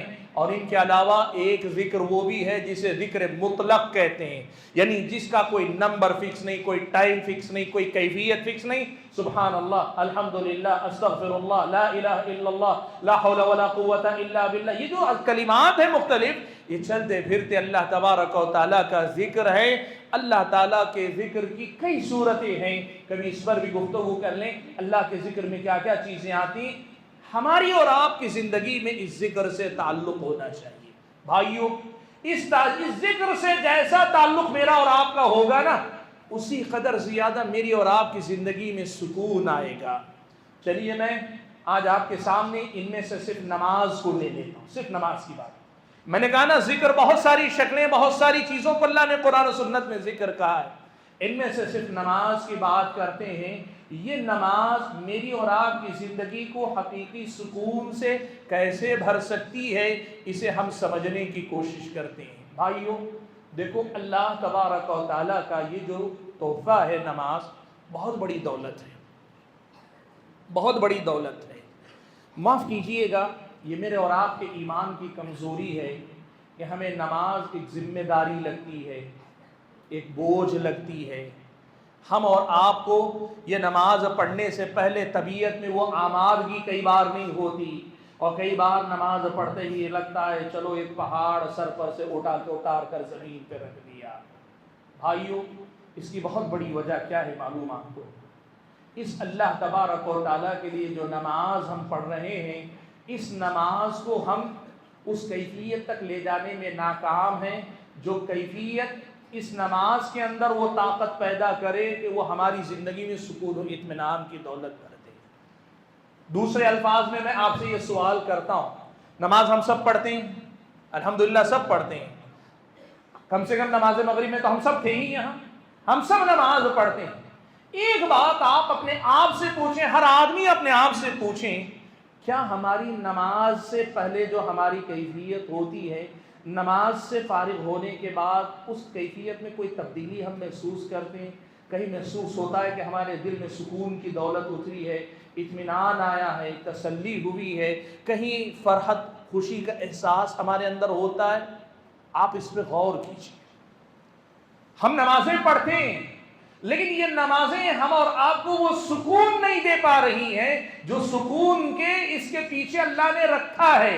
ظاہر بات ہے یہ بات شک و شبہ سے بالاتر ہے، اس لیے کہ اللہ نے کہہ دیا الا بذکر اللہ تطمئن القلوب، لوگوں سنو اللہ کے ذکر ہی سے دلوں کو سکون ملتا ہے۔ اور دوسری بات اللہ نے یہ بتا دی کہ اقیم الصلاۃ لذکری، نماز کو میرے ذکر کے لیے قائم کرو، تو اس میں سکون تو ہے، اس میں شک نہیں کہ نماز پڑھنے والے کو سکون ملنا چاہیے۔ اگر توجہ ادھر ہے تو میں انتظار کر لیتا ہوں، آپ آ جائیے۔ کوئی ذمہ دار ہے؟ کہہ رہے ہیں جگہ کم ہو گئی ہے، تھوڑا سا آپ لوگ آگے آ جائیں، تھوڑا سا آگے آ جائیں۔ جی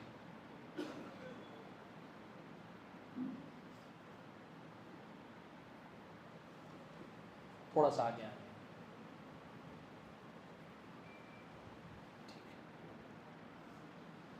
میں آپ کے سامنے کہہ رہا تھا کہ نماز میں سکون ہے، یہ تو اللہ نے قرآن میں صاف بتا دیا۔ اللہ نے کہا الا بذکر اللہ تطمئن القلوب، سنو کہ نماز اللہ کے ذکر ہی سے سکون نصیب ہوتا ہے۔ اور دوسری آیت میں اللہ نے کہہ دیا وَأَقِمِ الصَّلَاةَ لِذِكْرِي، نماز کو میرے ذکر کے خاطر قائم کرو۔ یہ طے ہے کہ نماز میں اللہ نے سکون رکھا ہے۔ اب سوال یہ ہے، وہی نماز ہم پڑھتے ہیں، سبھی پڑھتے ہیں، اگر اس نماز سے ہماری اور آپ کی زندگی میں سکون نہیں آ رہا ہے تو پھر اس کی وجہ کیا ہے؟ بھائیوں اصل مسئلہ یہ ہے کہ جیسے میں نے کہا، ایک تو ہمیں پتہ ہے لیکن ہم غفلت کا شکار ہیں کہ اللہ نے سکون کی دولت کہاں رکھی ہے، اور ویسے ہی جو سکون کے حصول کے ذرائع اللہ نے رکھے ہیں، ان ذرائع کو استعمال کرنے کا سلیقہ ہماری زندگی میں باقی نہیں رہ گیا۔ نماز کو اللہ نے سکون کے حصول کا ذریعہ قرار دیا، لیکن وہ کون سی نماز، کیسی نماز جس نماز سے ہماری زندگی میں سکون آئے گا، یہ ہم نے نظر انداز کر دیا۔ یہ بہت بڑا مسئلہ ہمارے ساتھ۔ میں آپ کے سامنے دو تین بڑی اہم باتیں رکھنا چاہتا ہوں جن پہ محنت کر کے ہم اور آپ اپنی نمازوں کو سکون دینے والی نماز بنا سکتے ہیں۔ کیا کرنا ہوگا؟ دو تین بڑی اہم باتیں ذکر کرتا ہوں، آپ اس بات کو سمجھیے۔ سب سے پہلی بات جسے ہم اور آپ کو کرنا چاہیے وہ کیا؟ میں نے کسی کو کہتے ہوئے سنا تھا، قرآن و سنت کی آیتوں کی ترجمانی کرتے، بڑی پیاری بات انہوں نے کہی۔ وہ کہہ رہے تھے کہ جس آدمی کو یا جس شخص کو نماز پڑھ کے سکون نہیں ملتا، اس آدمی کو چاہیے کہ نماز ذرا سکون سے پڑھے۔ جس آدمی کو نماز پڑھ کے سکون نہیں ملتا، اس کو چاہیے کہ نماز ذرا سکون اور اطمینان سے پڑھے۔ بھائیوں ہماری نمازوں کا سب سے بڑا مسئلہ کیا ہے معلوم ہے؟ ایک تو وہ لوگ ہیں جو نماز نہیں پڑھتے، وہ تو ہے بے چین، ہم نماز پڑھتے ہیں لیکن نماز میں بمشکل ہمارا جسم حاضر ہوتا ہے اور دل دماغ تو کبھی حاضر ہو نہ ہو پتہ ہی نہیں چلتا. کئی بار مسجد میں جسم داخل ہو کے نکل جاتا ہے، دماغ بازار میں تھا، بازار ہی میں رہتا ہے. ایسی نمازوں سے سکون نہیں آتا اللہ کے بندو، ایسی نمازوں سے سکون نہیں آتا.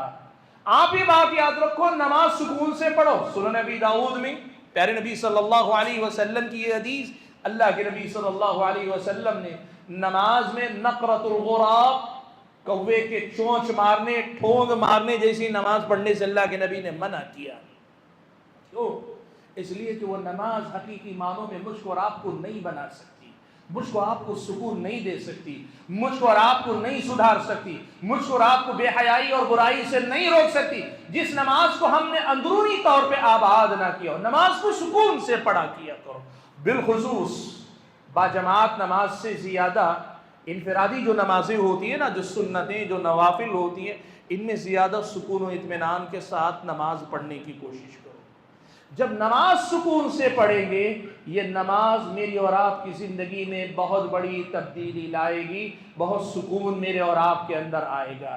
بھائیو، قیام میں کھڑے ہیں، ابھی ہمارا دل قیام میں لگانے رکوع میں چلے جاتے ہیں، رکوع میں سر تو جھکا ہے، سر کے ساتھ ابھی وہ ہمارا شعور پوری طرح سے رکوع میں گیا نہیں، سر اٹھ جاتا ہے. سجدے میں جاتے ہیں، سر ابھی رکھا ہے، فکر اس میں لگی رہتی ہے کہ 3 مرتبہ سبحان اللہ کب ختم ہو، سر فوراً جھٹکے سے اٹھا لو. ایسے لگتا ہے کسی جو ہے ناگوار یا تکلیف دہ چیز پر جو سر رکھ دیا. اس نماز سے زندگی میں سکون کیسے آئے گا اللہ کے بندو؟ یہ نماز کیسے میری اور آپ کی زندگی کو سکون کا گہوارہ بنا سکے گی؟ نماز کو سکون سے پڑھا کرو کہ سکون سے پڑھی جانے والی نماز میں اللہ نے بڑا سکون رکھا ہے. اور اتنا ہی نہیں، دوسری بات جو اسی نماز سے متعلق ہے وہ کیا ہے؟ بھائیوں، اپنی نماز میں خاص طور پہ 5 وقتہ نمازیں جو ہے نا ان کی حفاظت کرو. اور ان کی حفاظت میں صرف جماعت کے ساتھ پابندی ہی نہیں، با جماعت نماز سے ذرا پہلے آ کر پہلے کی سنتیں اور نماز کے بعد امام کے ساتھ سلام پھیرنے کے بعد اذکار اور اذکار کے بعد کی جو سنتیں، ان کی پابندی کیا کرو. دیکھو ایک پریکٹیکل بات بتاتا ہوں، ہم میں سے اکثر کیا سبھی کو تجربہ ہو سکتا ہے، الا ماشاءاللہ اللہ کے نیک بندے ہر جگہ ہوتے ہیں، لیکن اکثریت کی بات اگر میں کہوں، ہمارا مسئلہ یہ ہے عین جماعت کے وقت پہ آتے ہیں، تکبیر تحریمہ پہ آتے ہیں، کئی بار تکبیر تحریمہ کے بعد سورہ فاتحہ میں آتے ہیں، کئی بار رکوع میں آ کے شامل ہوتے ہیں، اللہ اکبر کہہ کر ہم کھڑے ہو جاتے ہیں.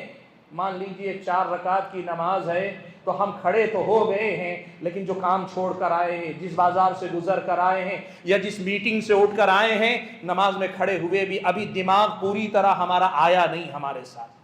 پوری رفتار سے ہم مسجد پہنچ گئے لیکن دماغ اس رفتار سے ہمارے ساتھ نہیں آیا. اور کئی بار ایسا ہوتا ہے نماز ختم کر کے فوراً دکان جانا ہے، کاروبار جانا ہے، میٹنگ جانا ہے، آفس جانا ہے، تو آخری نماز کا آخری حصہ اس فکر میں لگا رہتا ہے کب میری نماز ختم ہو کہ فوراً میں جاؤں اور جا کے کام میں لگ جاؤں. آپ ایک بات مجھے بتاؤ، جس نماز کی ابتدا میں دماغ بازار میں ہو اور جس نماز کی اختتام میں دماغ اس میں لگا ہو کہ نماز کے بعد مجھے کیا کرنا ہے، یہ نماز مجھ کو اور آپ کو سکون کیسے دے گی؟ کیسے سکون مجھ کو اور آپ کو ملے گا؟ کرنا کیا پڑے گا؟ کرنا یہ پڑے گا کہ آؤ 2 رکعت نماز، 4 رکعت نماز جو سنت ہے، پہلے والی 2 رکعت نماز پڑھ کر اطمینان سے بیٹھ جاؤ. سنت میں ہو سکتا ہے تھوڑا بہت آپ غافل ہوں گے، لیکن آپ جب بیٹھ جائیں گے مسجد میں، سنت پڑھ لی، پڑھ کر بیٹھے ہیں، آپ کا پورا دل و دماغ ایک طرح سے سکڑ کر مسجد میں آ جاتا ہے. ظاہر بات ہے موبائل چھوڑ کے آنا پڑے گا یا موبائل کو جیب میں رکھنا پڑے گا، یکسوئی کے ساتھ بیٹھو نماز کے انتظار میں. اور پھر جب آپ امام کے ساتھ کھڑے ہو کر اللہ اکبر کہیں گے نا، آپ کو لگے گا یہ الفاظ صرف زبان سے نہیں، اندر کی روح سے نکل رہے ہیں. میں اپنے قلب و قالب کے ساتھ اللہ کی طرف یکسو ہو کر، وہ جو اللہ کے نبی نے کہا نا، نماز ایسے پڑھو یا عبادت ایسے کرو جیسے تم اللہ کو دیکھ رہے ہو، اور اگر اللہ تعالیٰ کو نہیں دیکھ پا رہے ہو تو اللہ تمہیں دیکھ رہا، وہ کیفیت نماز میں آئے گی. اور نماز کے بعد اذکار کے بعد سنتیں، ان کی پابندی اگر کرو گے، نماز کے آخری لمحے تک دل نماز میں رہے گا، بازار میں نہیں رہے گا. بھائیو، اپنی نماز کو ایسی نماز بناؤ جو نماز مجھ کو اور آپ کو واقعی معنوں میں سکون کی دولت سے آشنا کر سکے. یہ پہلی بات کہ نماز کے سکون و اطمینان کے لیے، نماز کے ذریعے سکون و اطمینان کے لیے ہمیں یہ کرنا پڑے گا کہ نماز کو سکون سے پڑھے۔ نماز سے پہلے اور بعد کی جو عبادات ہیں، چاہے وہ سنتوں کی شکل میں ہو یا اذکار مسنونہ کی شکل میں ہو یا نماز کے لیے بیٹھ کر انتظار کرنے کی شکل میں ہو، ان کی پابندی کرنی پڑے گی، تب تبدیلی آئے گی۔ دوسری بات جس کے ذریعے نماز میں سکون مجھ کو اور آپ کو مل سکے گا، وہ کیا ہے معلوم ہے میرے بھائیو؟ نماز میں 3 چیزیں ایسی ہیں، ان 3 چیزوں پہ ذرا ہم کو محنت کرنی پڑے گی۔ ایک تو ہے نماز کے کلمات، اللہ اکبر، بلکہ آپ اگر اقامت کو بھی لے لیں، اقامت کے الفاظ اللہ اکبر، تکبیرات، سمع اللہ لمن حمیدہ، اور پھر اس کے بعد سلام جو ہم پھیرتے ہیں، مخصوص چند کلمات، ان کلمات کا معنی اور مطلب آپ سمجھ لیں۔ یہ جو کلمات ہیں جو نماز میں ہم اور آپ اللہ اکبر، سمیع اللہ لمن حمیدہ، السلام علیکم ورحمۃ اللہ کہتے ہیں، یا اقامت ہے، اقامت کے جو کلمات، ان کا معنی و مطلب ہم اور آپ سمجھ لیں۔ ایک دوسرے نمبر پر جو دعائیں نماز میں ہم اور آپ پڑھتے ہیں، جو دعائیں ہم اور آپ نماز میں پڑھ رہے ہیں، تکبیر تحریمہ کے ساتھ ہم ثنا پڑھتے ہیں، ثنا کہتے ہیں نا ہم لوگ، جسے اصل میں دعائے استفتاح جسے کہتے ہیں، عرف میں ہم اسے ثنا کہتے ہیں۔ تو دعائے استفتاح کی یاد کرو، دعائیں یاد کر کے ان کا معنی سمجھو۔ اس کے بعد سجدے کی دعائیں، قاعدے کی دعائیں، رکوع کی دعائیں، تشہد کی دعائیں، یہ جو دعائیں ہم پڑھتے ہیں نا، نماز کے جو اذکار ہیں، ان اذکار کا معنی و مطلب ایک مرتبہ سمجھنے کی کوشش کرو۔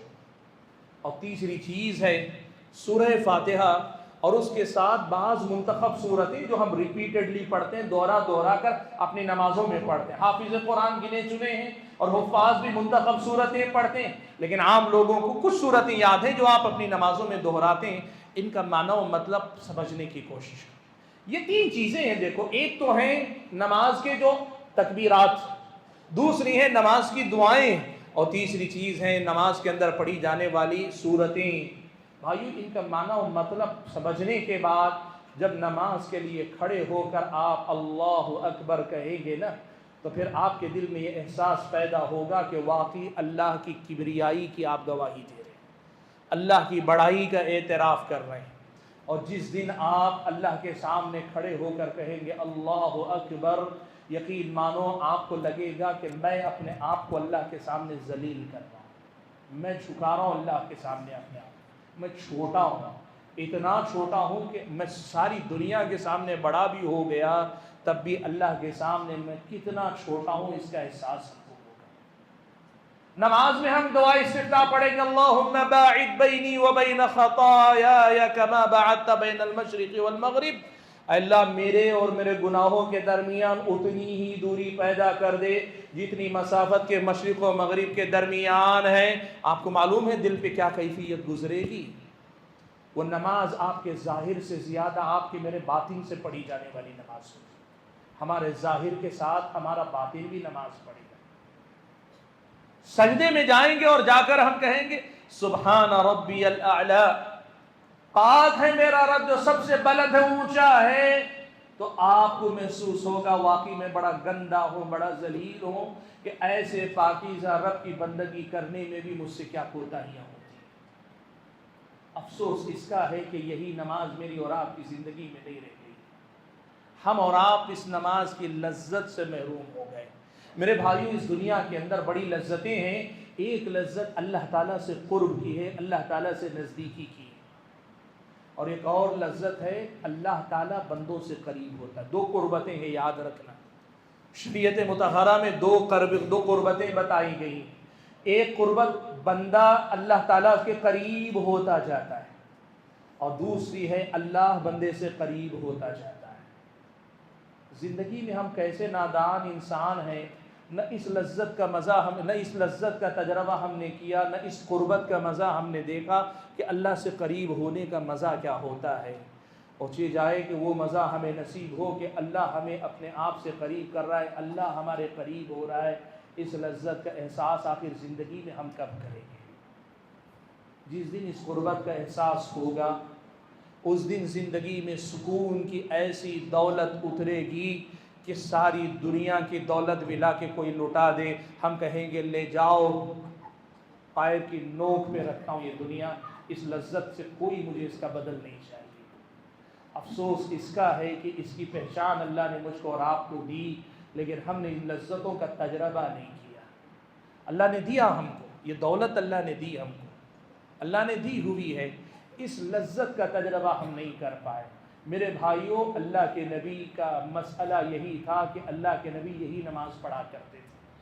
آپ کو معلوم ہے پیارے نبی صلی اللہ علیہ وسلم کے بارے میں صحابہ نے نقل کیا کہ کان اذا حزبہ امر صلی، اللہ کے نبی کو کوئی بھی پریشانی آتی تو فوراً نماز کے لیے کھڑے ہو جاتے۔ آپ کیا سمجھتے ہیں کہ یہ صرف مشکل میں مدد طلب کرنے کے لیے نماز پڑھنا ہے؟ یقیناً مشکل کے وقت میں اللہ کو یاد کرنا، مدد طلب کرنا ہے، لیکن مشکل کے وقت سب سے بڑا جو سہارا ہوتا ہے وہ ہمت بندھانا، وہ تسلی، وہ سکون، اطمینان۔ میدان جنگ میں بھی جس آدمی کے اندر بے چینی نہیں ہوتی، دل جمع رہتا ہے نا، وہ دنیا کا سب سے بہادر انسان ہوتا ہے۔ نبی کو جب کبھی پریشانی ہوتی نماز پڑھتے، اس لیے کہ نماز پڑھنے والے کو اندر سے اللہ ایسے بھر دیتا ہے کہ پھر دنیا میں اس سے زیادہ مالا مال انسان کوئی نہیں ہوتا۔ نبی ایسی نماز پڑھتے تھے۔ سنن کی روایت ابو داؤد وغیرہ کہ اللہ کے نبی نے فرمایا، اللہ کے نبی کہا کرتے تھے اقم الصلاۃ ارحنا بها یا بلال، بلال نماز کے لیے اذان کہو یا اقامت کہو اور مجھے راحت پہنچاؤ کہتے تھے۔ کیا راحت ہے؟ ابھی ہم نے محسوس کی اللہ کے ذکر میں کون سی راحت ہے، کون سا اطمینان ہے، کیسا سکون ہے؟ کیا ہم نے کبھی محسوس کیا؟ نہیں کیا۔ اللہ معاف کیجئے گا، میں نے کہا اللہ ماشاءاللہ نیک لوگ ہر جگہ ہیں، ہو سکتا ہے آپ نے محسوس کیا، لیکن ہم میں کی اکثریت یہ دولت رکھ کر بھی اسے برتنے سے قاصر ہے، یہ دولت اپنے پاس رکھ کر بھی استعمال کرنے سے بھی قاصر۔ اور اللہ کے بندو صرف اتنا ہی نہیں، اس نماز میں بہت سارے پہلو ہیں۔ ایک پہلو اور ہے جس کا تذکرہ میں آپ کے سامنے کر لیتا ہوں، بڑی اہم بات ہے، یاد رکھو میرے بھائیو۔ اللہ کے نبی نے کہا بندہ جب نماز میں کھڑا ہوتا ہے تو انما یناجی ربہ، بندہ جب نماز میں کھڑا ہوتا ہے تو اپنے رب کے ساتھ سرگوشی کر رہا ہے۔ سرگوشی کیا ہے معلوم ہے؟ وہ چپ کے بات کرنا جو دو کے درمیان چلتی ہے، تیسرے کو پتہ نہیں چلتا۔ اس کا مطلب کیا ہوتا ہے معلوم ہے؟ میں جنرل گفتگو کر رہا ہوں، سب سے بات ہو رہی، میں کسی ایک آدمی سے پرسنل گفتگو کر رہا ہوں، میری نظر میں یہ آدمی اتنا اہم ہے، سبحان اللہ۔ اللہ کے نبی فرماتے بندہ نماز پڑھ رہا ہے تو اللہ سے سرگوشیاں کر رہا ہے۔ بھائیو سچ بتاؤں، ہم بڑے احمق ہیں، بڑے دنیا کے نادان، بڑے بیوقوف لوگ ہیں۔ ہم نے کبھی اس مقام کو پہچانا ہی نہیں کہ اللہ نے ہم حقیر سے انسانوں کو کتنا اونچا اٹھا دیا۔ یہ کہہ کر کہ اللہ تعالیٰ بندہ جب نماز میں ہوتا ہے تو اللہ سے سرگوشی کر رہا ہے۔ آپ کو اندازہ نہیں کتنی بڑی دولت اللہ نے دے دی مجھ کو۔ اللہ بے نیاز، پہلی بات اللہ بے نیاز۔ ساری دنیا مل کر دنیا کے فاسق و فاجر انسان کے درجے کی بگڑ جائے، اللہ کی بادشاہت میں ذرا برابر کبھی نہیں آتی۔ ایسا بے نیاز رب ہم سے سرگوشی کر رہا ہے، ہم سے ہم کلام ہو رہا ہے، ہم نے کتنا اونچا مقام پا لیا اللہ کے بندوں۔ افسوس اس کا شعور ہی ہم اور آپ کو نہیں، اس کا ادراک ہی نہیں، اس کی پہچان ہی ہم اور آپ کو نہیں ہے۔ اللہ کے نبی فرماتے ہیں، اللہ نے فرمایا قسمت الصلاۃ بینی و بین عبدی نصفین، نماز کو میں نے میرے اور میرے بندے کے درمیان آدھا آدھا بانٹ لیا ہے۔ آپ کیا سمجھتے ہیں؟ نماز آپ کی طرف سے، حدیث کے اندر اللہ کے نبی فرماتے ہیں حدیث قدسی میں، یہ آدھا ہے جو آپ کی طرف سے اور دوسرا آدھا اور بھی ہے جو اللہ کی طرف سے ہے۔ اللہ کے بندوں کبھی اس دوسرے حصے کو بھی پہچاننے کی کوشش کرو۔ اللہ کے نبی فرماتے ہیں، اللہ نے آگے بیان فرمایا، بندہ کہتا ہے الحمدللہ رب العالمین، تمام تعریفیں اس اللہ کے لیے ہیں جو رب العالمین ہے۔ تو اللہ کہتا ہے حمیدنی عبدی، میرے بندے نے میری تعریف کی۔ بھائی ایک بات میں بتاتا ہوں، میں پھر کہتا ہوں، یہ کوئی موازنہ نہیں ہے، لیکن نادان ناسمجھوں کے لیے، ہم اور آپ جیسے نااہلوں کے لیے یہ بہرحال شاید کوئی دروازہ کھول دے۔ کوئی بڑا آدمی، کوئی لیڈر ہم سے بات کر لینا، پورے گاؤں کو سناتے پڑیں گے۔ آج صبح میں صاحب ملے تھے، مجھ سے کہہ رہے تھے، سیاستدانوں کا بھی ایک طریقہ ہوتا ہے، کوئی ایک جملہ اچھال دیتے ہیں آپ کی طرح، کیا بھائی بہت دن سے دکھائی نہیں دیے؟ حالانکہ اس لمحے سے پہلے نہ ان کو فکر تھی، اس لمحے کے بعد نہ آپ یاد رہیں گے۔ لیکن آپ سامنے دیکھیں بہت دن سے دکھائی نہیں دیے. کسی کو دیکھ لیا صحت کیسی ہے, امی کیسی ہیں, تیسرے کو دیکھ لیا پوچھا کاروبار ٹھیک ٹھاک چل رہا ہے, چوتھے کو دیکھ لیا پوچھ لیا کوئی کام وام تو ہو تو وہ. تو یاد رکھو موٹے موٹے جملے سیاست کی دنیا میں چلتے ہیں. ان سیاست دانوں کو آپ سے زیادہ کوئی امید یہ نہیں, بس بنائے رکھنا ہے ان کو, اس لیے کہ ان کو آپ کی ضرورت ہے. ایسے لوگوں کے کہے ہوئے جملے آپ کو معلوم ہیں, سارے گاؤں کو آدمی کہتا ہوا پھرتا ہے صاحب ملے تھے آج حال چال پوچھ رہے تھے, صاحب ملے تھے کہہ رہے تھے کوئی بات ہو تو مجھ سے براہ راست بات کرنا. سمجھتے ہیں ہم بہت بڑے ہو گئے. اللہ کے بندو, اللہ کہتا ہے بندہ الحمدللہ رب العالمین کہے تو اللہ کہتا ہے میرے بندے نے مجھ سے بات کی, میرے بندے نے میری تعریف کی. بھائیو آپ کو اندازہ نہیں, مجھے اندازہ نہیں, اللہ نے کتنا بڑا احسان کیا ہمارا. آپ کو اور مجھ کو اندازہ نہیں کتنی بڑی دولت اللہ نے مجھ کو اور آپ کو دے دی. حمیدنی عبدی, ادھر سے بندہ کہتا ہے ادھر سے اللہ کہتا ہے.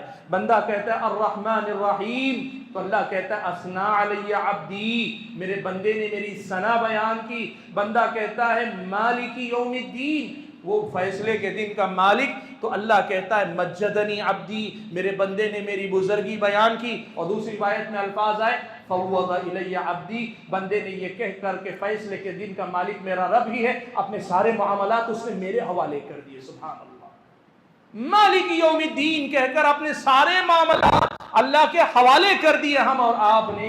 اور پھر بندہ کہتا ہے ایاک نعبد و ایاک نستعین, میں ہم تیری ہی عبادت کرتے ہیں اور تجھی سے مدد طلب کرتے ہیں. تو اللہ کہتا ہے ھذا بینی و بین عبدی, یہ میرے اور میرے بندے کے درمیان معاہدہ ہے, اگریمنٹ ہے. بھائیو ہم کیا, ہماری حیثیت کیا, ایک حقیر سا نطفہ جو اپنے وجود سے لے کے اپنی بقا تک کرم کے اللہ کے ایک ایک لمحے اللہ کے محتاج ہیں. ذرہ ذرہ ہماری زندگی, جانے والا سانس آنے والا سانس اللہ کا محتاج ہے. وہ سب کچھ دے کر کہہ رہا میں اگریمنٹ کر رہا ہوں تمہارے ساتھ.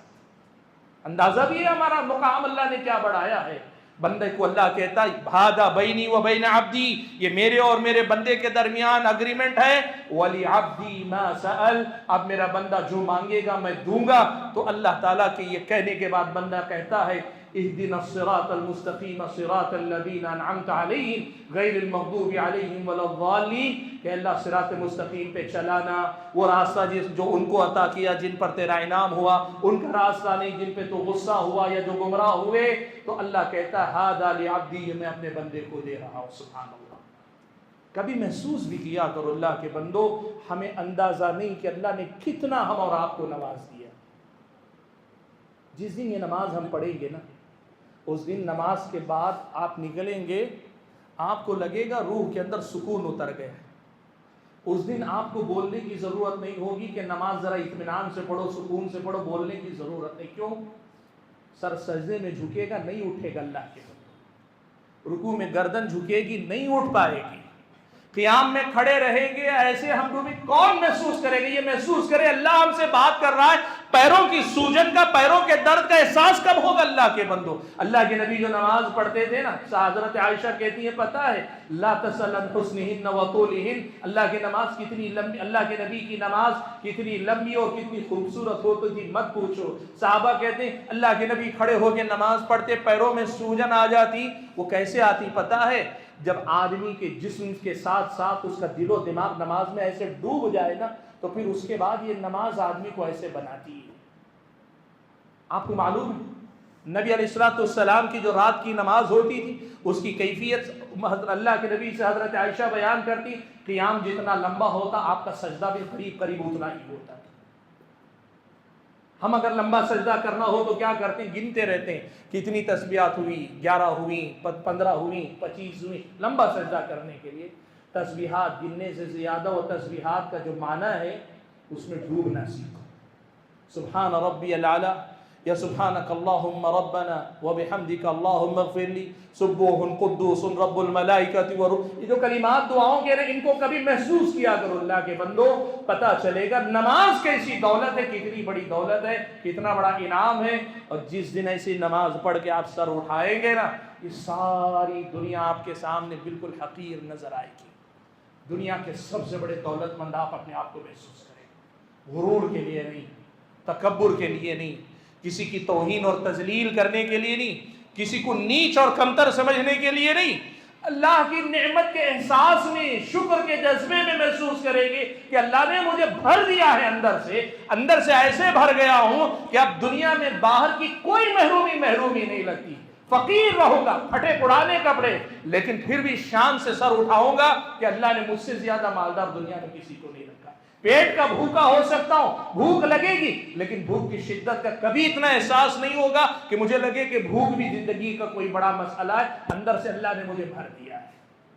ہم ایسے وہ لوگ ہیں جن کو اللہ نے زندگی کے اس حقیقی سکون کا تجربہ کرنے کا طریقہ سکھلایا، بتلایا، لیکن ہم پھر بھی یہ تجربہ نہیں کر پا رہے۔ ہم وہ نادان لوگ ہیں۔ میں آپ کو بتاؤں، غزوہ بنی المصطلق کے موقع پر ایک بڑا پیارا واقعہ پیش آیا۔ اللہ کے نبی صلی اللہ علیہ وسلم سفر میں ہیں، ایک جگہ اللہ کے نبی نے پڑاؤ ڈالا، رات کا وقت ہے، دشمن کا علاقہ ہے، سب لوگ سو جائیں گے، دشمن دیکھے گا کہ سب لشکر سویا ہوا ہے، حملہ کر کے نقصان پہنچا سکتا ہے۔ اللہ کے نبی نے صحابہ کو ذمہ داری دے دی کہ رات میں جاگ کر ایک ایک کر کے پہرا دیں گے تاکہ لوگ آرام بھی کر لیں، دشمن کے شر سے بھی محفوظ ہو جائیں۔ حضرت عمار ابن یاسر، حضرت عباد ابن بشر رضی اللہ تعالیٰ عنہما، یہ دونوں صحابی نگرانی پر ان کی باری آئی تو حضرت عمار سے عباد ابن بشر نے کہا کہ عمار آپ آرام کر لیں، میں نگرانی کروں گا، اور پھر اس کے بعد تھوڑی دیر کے بعد میں آرام کر لوں گا، آپ اٹھ کے نگرانی کر لینا۔ اتفاق ہو گیا، عمار ابن یاسر لیٹ گئے، حضرت عباد ابن بشر پہرا دے رہے ہیں۔ پہرا دیتے دیتے ان کو خیال آیا کہ ایسے ہی جاگنے سے اچھا ہے کھڑے کھڑے نماز پڑھتا رہوں گا، جاگتا بھی رہوں گا، ذکر بھی اللہ کا ہوتا رہے گا، عبادت بھی ہوتی رہے گی۔ نماز میں کھڑے ہو گئے اور نماز پڑھنے لگے۔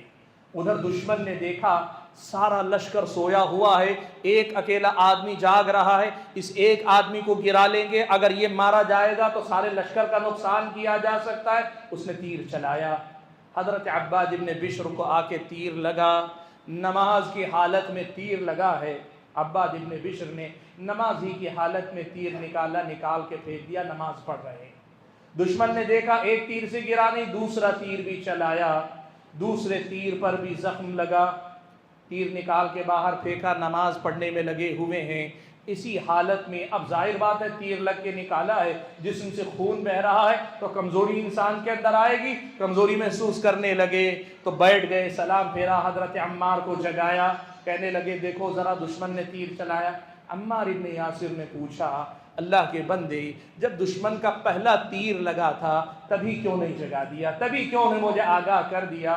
میرے بھائیو عباد ابن بشر کا جواب سنو، یہ کوئی پاگل پن نہیں، یہ کوئی دیوانگی کا معاملہ نہیں ہے، یہ کوئی ایسی غیر معمولی کرامت کی بات نہیں جسے کہیں کہ لوگ احساس ہی نہیں تھا تکلیف کا، نہیں، ایسا نہیں۔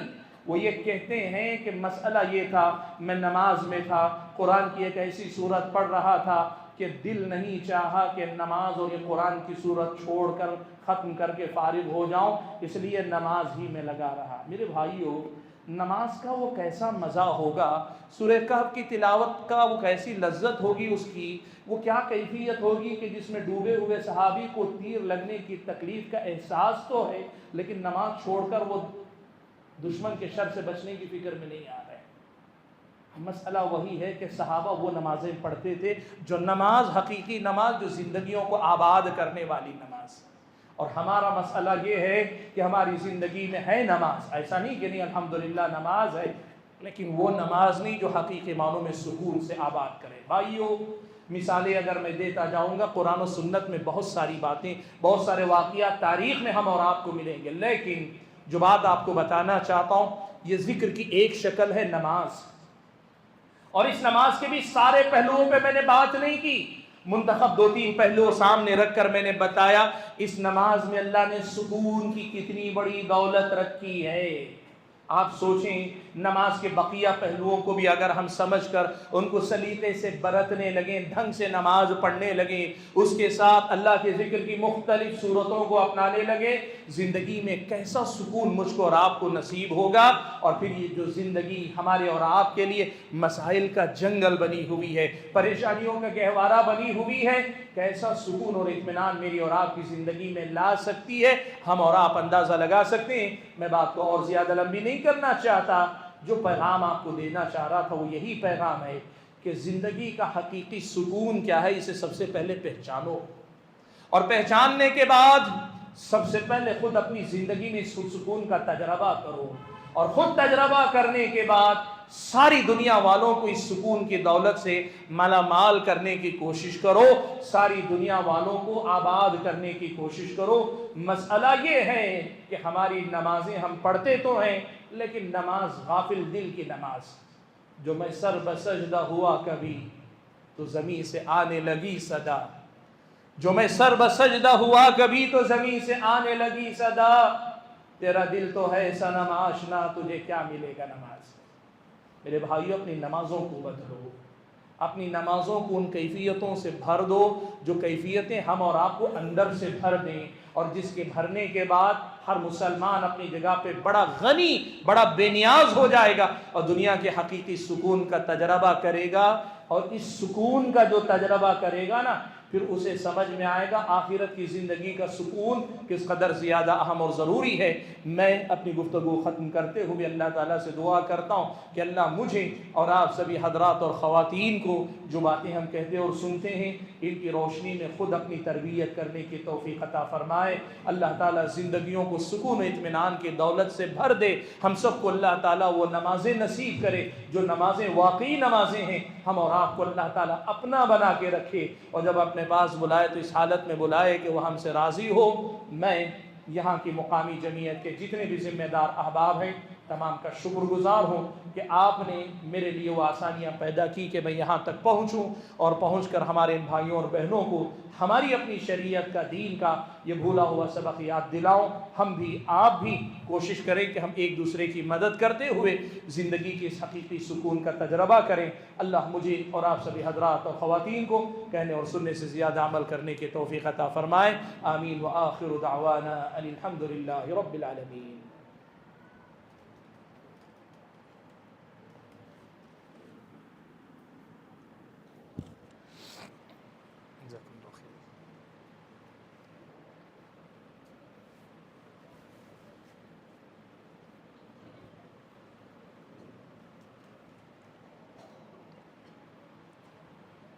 جزاک اللہ خیر و احسن الجزاء۔ معزز سامعین، الحمدللہ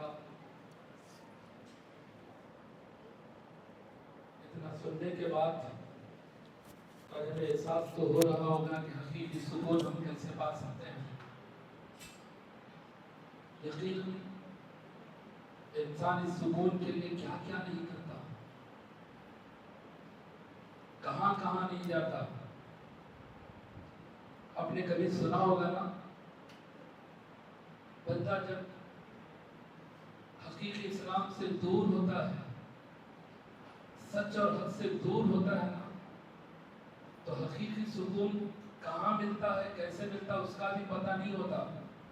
آپ جانتے ہوں گے ہمارے اس ملک سے ایک صاحب حج کے لیے گئے تھے، انہوں نے حج کیا، ارکان ادا کیے، یہاں تک کہ مسجد نبی کے اندر نمازیں ادا کی۔ بعد میں آنے کے بعد انہوں نے کہا جو سکون اجمیر میں ملتا وہ کہیں نہیں ملتا۔ تو جن کو سکون پتہ ہی نہ ہو حقیقی سکون ہوتا کیا ہے، تو کہیں پر بھی سکون کو سکون کہہ سکتا ہے۔ اسی لیے میرے دوستو، ہماری جو دعوت ہے، اس جماعت کا جو منہج اور یہ جو جماعت کی جو فکر ہے، وہ فکر کوئی نئی دعوت کی نہیں ہے، کوئی نیا پیغام نہیں ہے، کوئی نئی کتاب کے احکامات نہیں ہے، کسی نئے نبی کی دعوت نہیں ہے، بلکہ اس جمعیت و جماعت کی جو دعوت ہے یہ وہی دعوت ہے، اسی دین کی دعوت ہے جس دین کو جب رب نے اتارا اور جس نبی کو آخری نبی بنا کر بھیجا، وہ دین جو اس نبی کے ذریعے اس انسانیت تک پہنچا، وہ دین جس کے آنے کے بعد پچھلی جتنی آسمانی کتابیں تھیں، ان آسمانی کتابوں پر بطور ایمان لانا ہے، بطور عمل اس دین نے